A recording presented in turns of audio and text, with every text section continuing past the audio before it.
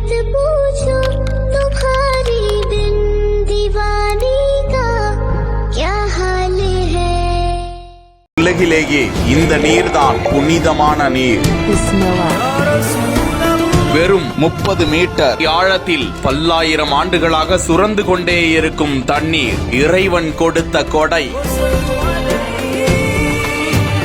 மாதம் ஒன்றிற்கு 2073 கோடியே 60 லட்சம் லிட்டர் தண்ணீரை கொடுக்கும் தண்ணீர் பூரணி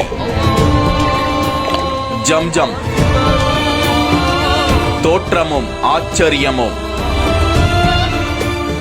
பாலைவன நாடான சவுதி அரேபியா நதிகளே இல்லாத நாடு என்று அழைக்கப்படும் தேசம். அந்த தேசத்தில் எத்தனை அடிக்கு எங்கெங்கு எல்லாம் ஆழ்துளை கிணறுகளை தோண்டினாலும் தண்ணீரை எடுக்க முடியாது, மாறாக பெட்ரோல் தான் வரும் என்று சொல்லப்படுகிறது. அந்த தேசத்தில் இந்த ஆச்சரிய சம்பவம் அப்போது நடந்திருக்கிறது. அது ஆபிரகாம் காலம். யூதம், கிறிஸ்தவம், இஸ்லாம் அனைத்து மதங்களும் குறிப்பிடும் முதுபெரும் இறை தூதர் இப்ராஹிம் ஆபிரகாம் என்றும் அழைக்கிறார்கள். அவரது இரண்டாம் மனைவி ஹாஜரா என்று அழைக்கிறார்கள். அவர்களது மகன்தான் இஸ்மாயில். இந்த ஜம்ஜம் நதி உருவான கதையை சில குறிப்புகள் இப்படி கூறுகின்றன.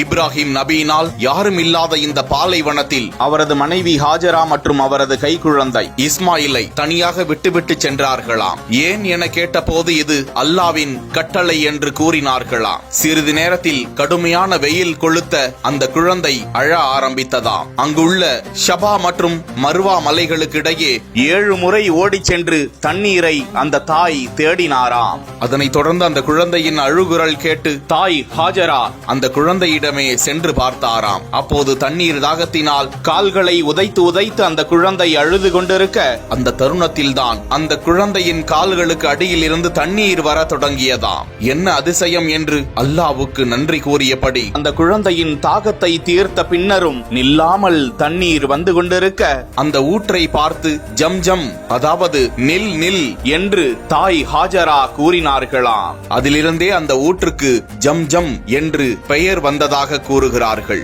நில் என்ற போதும் அந்த தண்ணீர் நில்லாமல் வந்து கொண்டிருக்க, ஹாஜரா அப்போது அதனை தடுத்து அணை கட்டாமல் இருந்திருந்தால் அந்த தண்ணீரானது மறுநாள் உலகம் முழுவதும் ஓடக்கூடிய ஆறாக மாறியிருக்கும் என நபிகள் நாயகம் கூறியிருக்கிறாராம். கடந்த ஆண்டுகளில் ஒரு முறை ஐரோப்பா மருத்துவர்கள் சுகாதாரம் வேண்டி இந்த கிணற்றினை சுத்தப்படுத்த வேண்டும் என்று சவுதி அரசுக்கு ஆலோசனை கூற, அதனை சவுதி அரசு ஏற்றுக்கொண்டு 8 அதிநவீன ராட்சத பம்பு செட்டுகளை கொண்டு இரவும் பகலுமாக 15 நாட்கள் அந்த நீரை இறைத்தார்களாம். ஆனால் நீரின் அளவு குறையவில்லையாம். மாறாக நீரின் மட்டம் ஒரு அங்குலம் உயர்ந்து காணப்பட்டதாம். ஒரு வினாடிக்கு 8000 லிட்டர் என்ற அளவில் தினமும் 691.2 மில்லியன் லிட்டர் தண்ணீரை தொடர்ச்சியாக ராட்சத மோட்டார்கள் மூலம் உறிஞ்சப்படுகிறது.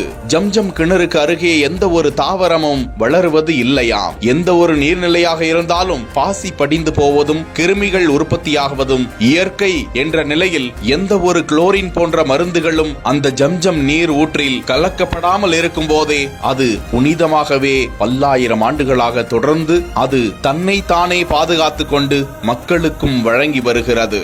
உலகிலேயே இது ஒரு புனிதமான நீர் என, இது நோய் தீர்க்கக்கூடியது, இதனை அருந்தியவர்கள் இறைவனிடம் பிரார்த்தனை செய்தால் அது நிறைவேறும் என கூறியிருப்பது குறிப்பிடத்தக்கது.